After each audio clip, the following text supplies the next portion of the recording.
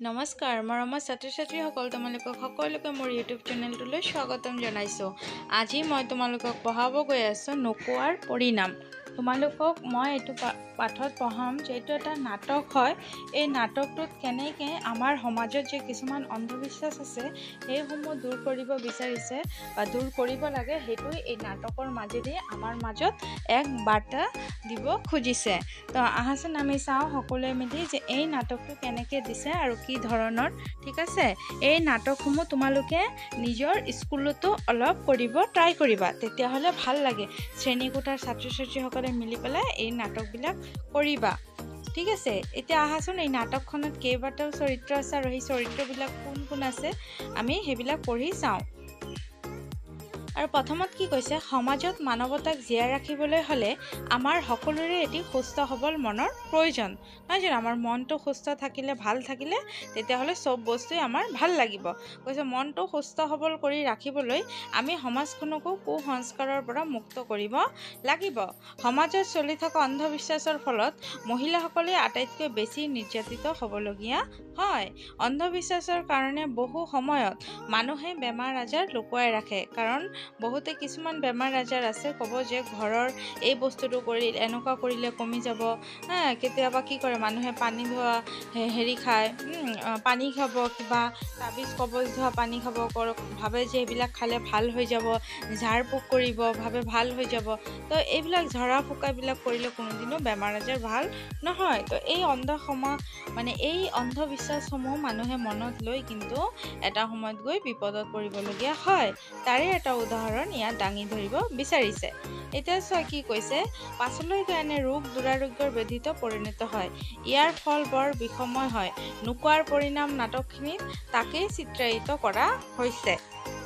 তাৰপিছত কি কৈছে চোৱা, চৰিত্ৰৰ পৰিচয় কি দিছে, মালতী, শৈলবালা, সোণমিলি, ফুলমতী কুৰ্মী, বসন্ত পেগু, বাহাৰুল ইছলাম, ঘোষক সহ বিদ্যালয়ৰ আন আন ছাত্ৰ ছাত্ৰীসকল। এতিয়া মালতী, শৈলবালা, সোণমিলি এই তিনিওগৰাকী হৈছে সপ্তম শ্ৰেণীৰ পঢ়ি থকা ছাত্ৰী, আৰু ফুলমতী কুৰ্মী হৈছে বিদ্যালয়ৰ প্ৰধান শিক্ষয়িত্ৰী, আৰু বসন্ত পেগু হৈছে চিকিৎসক, আৰু বাহাৰুল ইছলাম হৈছে বিদ্যালয়ৰ সহকাৰী শিক্ষক। ঠিক আছে, এতিয়া চোৱা আমি এতিয়া পঢ়িম এইটো প্ৰথম নাটকৰ, এইটো হৈছে প্ৰথম দৃশ্য। দেখিছানে, এইটো হৈছে নাটকৰ প্ৰথম দৃশ্য। তো কি কৈছে চোৱা, শস্য শ্যামলা এখন গাঁৱৰ দুখ মুকালিৰ চিত্ৰ। এইটো এটা খুব শস্য শ্যামল সেউজীয়া এটা খুব ধুনীয়া গাঁৱৰ এটা ছবি, নহয় জানো, এটা খুব ধুনীয়া গাঁও দেখাব বিচাৰিছে। তাৰপিছত কি দিছে চোৱা, কৈছে মালতী বকুল ফুলৰ গোন্ধ পালেই মনটো ভৰি উঠে, নহয়নে শৈল, মালতীয়ে কৈ আছে। তাৰপিছত শৈলবালা, কৈছাহেনে ইমান সুগন্ধি ফুল, শৈলবালাই এই কথাটো ক'লে। নেক্সট সোণমিলিয়ে কি ক'লে চোৱা, সোণমিলি, কাইলৈৰ পৰা আমাৰ গ্ৰীষ্ম বন্ধ ঘোষণা কৰিব নহয়, আজি অলপ বেছিকৈ ফুল বুটলিম দেই। এই ফুলৰ মালাৰেই ছাৰ বাইদেউ সকলোকো শ্ৰদ্ধা আৰু সম্ভাষণ জনাব পাৰিম। নেক্সট আছে কি, মালতীয়ে কি কৈছে যে মোৰ মনৰ কথাষাৰকে কৈছা সোণমিলি, চোৱাচোন ফুলবোৰ কিমান সতেজ আৰু জীপাল। মালতীয়ে কৈছে চোৱাচোন ফুলবোৰ কিমান সতেজ আৰু জীপাল। আৰু সোণমিলিয়ে কি কৈ আছে, সোণমিলিয়ে কৈ আছে যে ফুলৰ সিহঁতৰতো গ্ৰীষ্মৰ বন্ধ দিব, তো সেইকাৰণে স্কুলত কিছুমান বেছিকৈ ফুল বুটলি লৈ যাব। নেক্সট কি দিছে চোৱা, কৈছে শৈলবালাই এতিয়া কি ক'লে, এতিয়া কথাৰ মহলা মাৰি থাকিলে হ'বনে, বাজিবইচোন, গা পা ধুই ভাতকেইটা নাকে মুখে গুজি বিদ্যালয়লৈ ঢাপলি মাৰিবলৈ হ'বই দেখোন। সোণমিলিয়ে কয় ঠিকেই কৈছা, সময়ৰ টিকনিডাল হেনো আগফালে উৰে, ব'লা ব'লা। এনেকৈ কৈ সোণমিলিয়ে কৈ আছে যে সময়টো কেনেকৈ পাৰ হৈ যায় ক'বই নোৱাৰি ন, এনেকৈ কথা পাতিলেতো নহ'ব, আমিতো ভাত পানী খাই বিদ্যালয়লৈ এতিয়া যোৱাৰ সময় হৈ গৈছে। এতিয়া দ্বিতীয় দৃশ্য কি কৈছে চোৱা, কৈছে বিদ্যালয়ৰ চৌহদ, মূল পথৰ পৰা বিদ্যালয়লৈ প্ৰৱেশ কৰা উপপত্তিৰ দুয়োফালে কেইজোপামান নাহৰ গছে অনুপম শোভা বৰ্ধন কৰিছে। বিদ্যালয়ৰ নাতিদূৰত আছে বিশালে ৰাজহুৱা পুখুৰী। গ্ৰীষ্মবন্ধ ঘোষণা উপলক্ষে বিদ্যালয়ৰ প্ৰেক্ষাগৃহ প্ৰেক্ষাগৃহত অনুষ্ঠিত হৈছে এখন প্ৰীতি মেলা। ঠিক আছে, বিদ্যালয়ৰ প্ৰেক্ষাগৃহত কি হৈছে, এটা প্ৰীতি মেলা মানে বহিছে গ্ৰীষ্মৰ বন্ধ উপলক্ষে। তো এতিয়া কি কৈছে প্ৰধান শিক্ষয়িত্ৰী, মৰমৰ ছাত্ৰ ছাত্ৰীসকল, আমি আশা কৰোঁ তোমালোকে গৰমৰ বন্ধৰ কালছোৱাৰ সৎব্যৱহাৰ কৰিবা আৰু সদায় আমাৰ যি গৰমৰ বন্ধবিলাক দিয়ে তেতিয়া কিন্তু সদায় এই বন্ধটো ঘৰত ভাল কামত লগাব লাগে। এনেই নহয় খালি গোটেই দিন ফুৰি ফুৰি ঘূৰি এনেকৈ সময় পাৰ কৰিব নালাগে। ঠিক আছে, কি কৈছে চোৱা, কৈছে ঘৰুৱা কামত মাৰ দেউতাকৰ সহায়ৰ হাত আগবঢ়োৱাৰ লগতে স্থানীয় পুথিভঁৰাললৈ গৈ দুই এখন বাহিৰা কিতাপ পত্ৰ পঢ়িবা। তো দুই এখন বাহিৰা কিতাপ পত্ৰ পঢ়িলে ভাল হয়, সমনীয়াৰ লগত কাম কৰিব লাগে, তেতিয়াহ'লেহে মনৰ দুৱাৰ অধিক মুকলি হ'ব। এতিয়া শিক্ষকে কি কৈছে চোৱা, শিক্ষকে কৈছে বাইদেউ তোমালোকক কৰ্তব্যৰ বিষয়ে সোঁৱৰাই দিলেই খন্তেক পাছতে আমি সাংস্কৃতিক কাৰ্যক্ৰমৰ পাতনি মেলিম। তোমালোকৰ ফালৰ পৰা কেইগৰাকী মানে এষাৰকৈ ক'লে ফোনত খোৱাগা চৰা যেন হ'ব। এতিয়া কৈ আছে অলপ পিছতে কি কৰিব, কিছুমান সাংস্কৃতিক কাৰ্যক্ৰম আৰম্ভ কৰিব, তাত কৈছে এষাৰকৈ ক'বলৈ। তাৰপিছত আহিল মালতী, নমস্কাৰ, ছাৰ বাইদেউসকলক প্ৰণাম জনাই প্ৰথমতে আমি বকুল ফুলৰ মালা একোধাৰি ছাৰ বাইদেউসকলক অৰ্পণ কৰিবলৈ বিচাৰিছোঁ। সতীৰ্থসকলৰ প্ৰতি লক্ষ্য কৰি দায়িত্বত থকাসকল অনুগ্ৰহ কৰি আগবাঢ়ি আহা। এতিয়া শিক্ষকে কৈছে নিশ্চয় তোমালোকৰ এই মৰমৰ উপহাৰ আমি আন্তৰিকতাৰে গ্ৰহণ কৰিম। শিক্ষকে কৈছে নিশ্চয় তোমালোকৰ এই মৰমৰ উপহাৰ আমি কি কৰিম, আন্তৰিকতাৰে গ্ৰহণ কৰিম। মালতী, শৈলবালা আৰু সোণমিলিকে ধৰি আন ছাত্ৰ ছাত্ৰীয়ে শিক্ষক শিক্ষয়িত্ৰীসকলক ফুলৰ মালা অৰ্পণ কৰিব। ঠিক আছে, এতিয়া নাটকৰ আহিল তৃতীয় দৃশ্য। তৃতীয় দৃশ্যত কি কৈছে, সাংস্কৃতিক কাৰ্যক্ৰমৰ আৰম্ভণি মানে হৈ গ'ল আৰু তৃতীয় দৃশ্যত বিদ্যালয়ৰ অস্থায়ী প্ৰেক্ষাগৃহৰ আছুতীয়া ঠাইত শিক্ষক শিক্ষয়িত্ৰীসকলে আসন গ্ৰহণ কৰিছে। অনুষ্ঠানৰ পাতনি মেলা হৈছে শ্ৰী শ্ৰী মাধৱদেৱৰ বিৰচিত তেজৰে কমলাপতি বৰগীতেৰে। মানে এই যে সাংস্কৃতিক কাৰ্যক্ৰমবিলাক যে আৰম্ভ কৰিব, এইটো আৰম্ভণিৰ যি গানটো গাইছিলে সেইটো কি গান দি গাইছিলে, তেজৰে কমলাপতি এই বৰগীতটো দি। আৰু তেজৰে কমলাপতি বৰগীতটো কোনে ৰচনা কৰিছে, কোনে লিখিছে, শ্ৰী শ্ৰী মাধৱদেৱ। ঠিক আছে, নেক্সট কি চোৱা, ঘোষক এইবাৰ মানে যোনে ঘোষণা কৰিলে আৰু ঘোষকে ক'লে এইবাৰ কলাগুৰু বিষ্ণুপ্ৰসাদ ৰাভাৰ বিলতে হালিছে গীতটিৰ ভিত্তিত ৰচিত এখনি নৃত্য আলেখ্য আগবঢ়োৱা হ'ব। পৰিৱেশন কৰিব শ্ৰীমতী সোণমিলি আৰু তেওঁৰ সতীৰ্থসকলে। পৰিৱেশন কোনে কৰিব, শ্ৰীমতী সোণমিলি আৰু তেওঁৰ সতীৰ্থসকলে। চৌঘৰত শৈলবালা, মালতী, সোণমিলিহঁতৰ কথোপকথন। ঠিক আছে,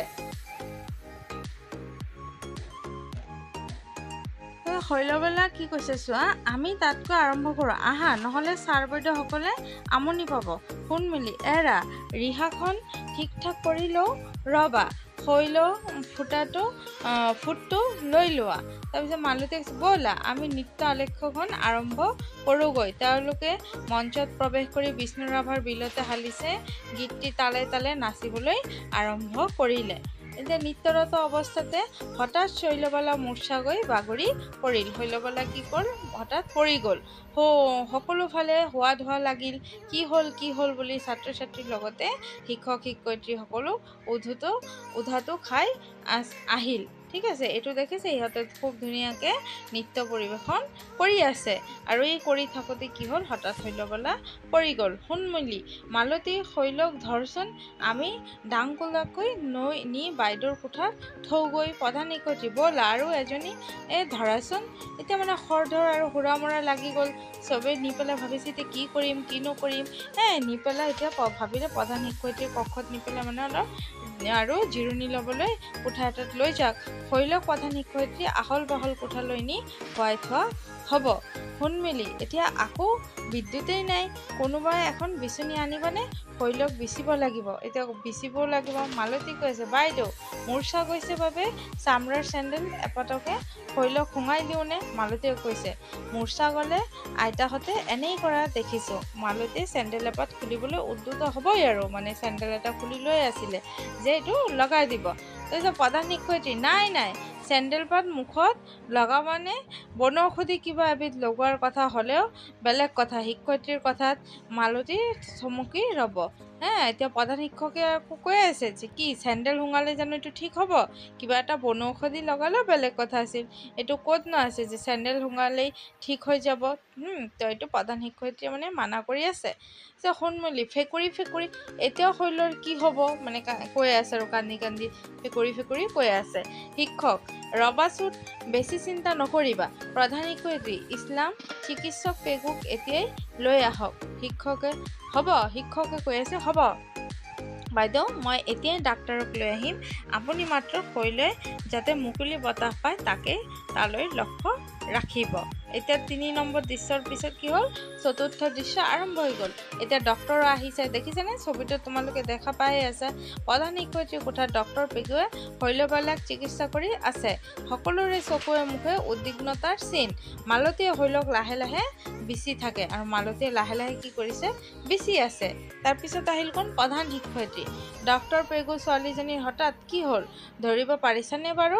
ডক্টৰ পেগু খন্তেক চিন্তা কৰি গম্ভীৰভাৱে ক'ব, এয়া হঠাৎ সংঘটিত হ'লে কাৰণটো কিন্তু অকস্মাত উদ্ভৱ হোৱা নহয়। শিক্ষক ডাক্তৰলৈ লক্ষ্য কৰিব মানে আপুনি কি ক'ব বিচাৰিছে? ডক্টৰ পেগু কি ক'ব বিচাৰিছোঁ মানে আচলতে ছোৱালীজনীৰ এক গুৰুতৰ অসুখ আছে। তেওঁ যোৱা কেইবছৰো ধৰি মৃগী ৰোগত ভুগি আছে। মাক দেউতাকে এই কথা নিশ্চয় জানে, কিন্তু ছোৱালীজনীক আনে বেমাৰী বুলি হাঁহিব পাৰে বুলি সংকোচ কৰি বোধ কৰোঁ মাক দেউতাকে চিকিৎসাৰ ব্যৱস্থা কৰাই নাই।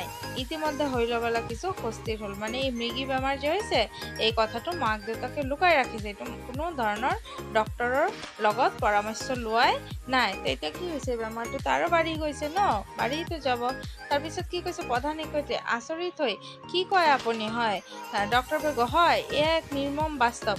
কুসংস্কাৰ আৰু লোকনিন্দাৰ ভয়ত অনেক লোকে সন্তানৰ বেমাৰ লুকুৱাই ৰাখে, পাছলৈ ই হৈ গৈ সৰ্বনাশৰ মূল। বহুত মানুহৰে মা দেউতা আছে যে কিবা এটা বেমাৰ হ'লে বেমাৰটো কিন্তু সৰু সুৰা হ'ব পাৰে, কিন্তু তথাপিও মা দেউতাই লুকাই ৰাখিব, ঠিক আছে, কাৰণ সমাজে কি ক'ব, মানুহে জানিলে, আৰু ছোৱালী হ'লেতো আৰু বেছিকৈ লুকাই ৰাখে, ভাবে আৰু যে ছোৱালী বিয়া দিব নোৱাৰিব, কোনোৱে নিনিব, মানুহে যদি জানে বেমাৰ হৈছে। আচল কথা এইটো নহয়, বুজি পাইছতো? আচলতে মানুহৰ বেমাৰ আজাৰ হ'লে যেতিয়া তুমি মানুহৰ আগত ক'বা, তেতিয়াহে মানুহে এটা তোমাক পৰামৰ্শ দিব, কি কেনেকৈ হ'ব লাগে কি কৰিব লাগে, ক'ত গ'লে ভাল হ'ব, এইটো তেতিয়া মানুহে ক'ব। মানুহে তোমাৰ ঘৰত বেমাৰ হ'লে মানুহে কি ভাল পাব নেকি? আৰু মানুহৰ কি হ'ব সেইকাৰণে লুকাই ৰাখি কোনো লাভ নাই। তাৰপিছত নেক্সট চোৱা কি কৈছে, গতিকে তেওঁলোকৰ সন্মুখীন হোৱা সমস্যাসমূহ লুকুৱাই নাৰাখি অভিভাৱকৰ লগত মুকলি মনেৰে আলোচনা কৰিব লাগিব। মোৰ অনুৰোধ, পিতৃ মাতৃ অভিভাৱক আৰু সমাজে কৈশোৰ কালত দেখা দিয়া বিভিন্ন সমস্যাক গুৰুত্ব দি উপযুক্ত ব্যৱস্থা গ্ৰহণ কৰিব লাগে। লগতে আপোনালোকে এই সম্পৰ্কে মুকলিকৈ ছাত্ৰ ছাত্ৰীৰ লগত আলোচনা কৰিব পাৰে। নেক্সট কি দিছে চোৱা, শিক্ষক এইবোৰ বৰ বেয়া কথা, বেমাৰ হ'লে সময়মতে চিকিৎসা কৰাব লাগে। ডক্টৰ পেগু যিয়েই নহওক, এতিয়া মই প্ৰয়োজনীয় ঔষধ পাতি লিখি দিছোঁ, ছোৱালীজনীৰ অভিভাৱকক বিতংভাৱে জনাব, চাব যাতে হিতে বিপৰীত নহয়। প্ৰধান শিক্ষয়িত্ৰী হ'ব ডাক্তৰ পেগু, আপোনাক অশেষ ধন্যবাদ। মালতী হতলৈ লক্ষ্য কৰি, মালতী তোমালোকে বুজিলানে? মালতী বুজিলোঁ বাইদেউ, উপলব্ধিও কৰিছোঁ নোকোৱাৰ পৰিণাম কি ভয়ানক, বুজিছানে? মানে সেইকাৰণে এই পাঠটোৰ নাম হৈছে নোকোৱাৰ পৰিণাম, মানে মানুহে যে কোনো কথা চবৰ আগত নক'লে বা অৱগত এই বেমাৰ আজাৰৰ কথা আৰু যদি নকয় সেইটো যে কি ভয়ানক পৰিণাম হ'ব পাৰে সেই কথাটো মালিতীয়ে কৈ আছে, বুজিছোঁ। তো তোমালোকে এই নাটকটোৰ পৰা এটা ধুনীয়া শিক্ষা পালা যে কোনোদিনো মানুহৰ বেমাৰ আজাৰ কথা এইবিলাক লুকাই ৰাখিব মানুহে নালাগে, সদায় বস্তুবিলাক লোকৰ আগত ক'ব লাগে, তেতিয়া এটা পৰামৰ্শ বিচাৰি পাব। নেক্সট ক্ৰিয়াকলাপত দিছে যে নাটকখিনি কথাখিনি কাহিনী আকাৰে কোৱা, নাটকখিনিৰ সংলাপবোৰ অভিনয়ৰ যোগেদি শ্ৰেণীত উপস্থাপন কৰা, তাৰপিছত উত্তৰ দিয়া, এইবিলাক দিছে, ঠিক আছে। উত্তৰ দিয়া এইবিলাকো কৰিব লাগিব, এই উত্তৰবিলাক মই কৰি দিছোঁ। তাৰপিছত প্ৰসংগ সংগতি দৰ্শাই ব্যাখ্যা কৰা, এইটো মই কৰি দিছোঁ, ঠিক আছে, কৰি দিছোঁ। তাৰপিছত মালতীয়ে শৈলবালাক চেণ্ডেল শুঙাবলৈ উদ্যত হওঁতে প্ৰধান শিক্ষয়িত্ৰী কি বুলি বাধা দিছিল, এইটোও কৰি দিছোঁ। মই ধুনীয়াকৈ এই প্ৰশ্নৰ উত্তৰকেইটা লিখি দিছোঁ, তোমালোকে ইয়াৰ পৰা প্ৰশ্নৰ উত্তৰসমূহ ধুনীয়াকৈ লিখি ল'বা। এই বাকচটোত তোমালোকক কি বুজাইছে, প্ৰত্যয় বুজাইছে, যে চোৱা কেনেকৈ ৰ, এৰ, ক, অক এইবিলাক লগাই মানে প্ৰত্যয় ব্যৱহাৰ কৰে, সেইবিলাক ইয়াতে দি দিছে। ইয়াত সম্বন্ধবাচক শব্দকেইটা ভাঙি দেখুৱাব লাগে, ঠিক আছে। তো তোমালোকে ইয়াৰ পৰা এইটো চব প্ৰত্যয় আছে ইয়াত খন, জন, জনী, গৰাকী, কুটি, তা, কাৰণ, কণী, খিলা, ছটা দেখিছানে? এই বেছি খোলাকে যিবিলাক মানে ব'ল্ড কৰি লিখি দিছে যে এইবিলাকে হৈছে কি প্ৰত্যয়। তো এই বস্তুবিলাক যেনে আমি কওঁ নহয় ছোৱালীজনী, মুখখন হয়নে নাই কি কৰে, তাৰপিছত আছে কি গৰাকী, ঘৰৰ গৰাকী, এনেকৈ আমি কিছুমান শব্দৰ লগত কিছুমান প্ৰত্যয় ব্যৱহাৰ কৰোঁ, সেইটো ইয়াতে দিছে। তো তোমালোকক এই 8 নম্বৰত দিছে বাওঁফালৰ লগত, বাওঁফালে দিয়া শব্দবোৰৰ লগত সোঁফালে থকা নিৰ্দিষ্ট বাচক প্ৰত্যয়বোৰ মিল কৰা, এইবিলাক মিল কৰিব লাগে। এতিয়া আহাচোন আমি চাওঁ কেনেকৈ শব্দৰ অৰ্থবিলাক লিখিব লাগে আৰু এই প্ৰশ্নৰ উত্তৰসমূহ কেনেকৈ লিখিব লাগে, এইবিলাক আমি একেলগে চাওঁ। ঠিক আছে ছাত্ৰ ছাত্ৰীসকল, এতিয়া চবেই একেলগে আহা আমি লিখি লওঁ হা।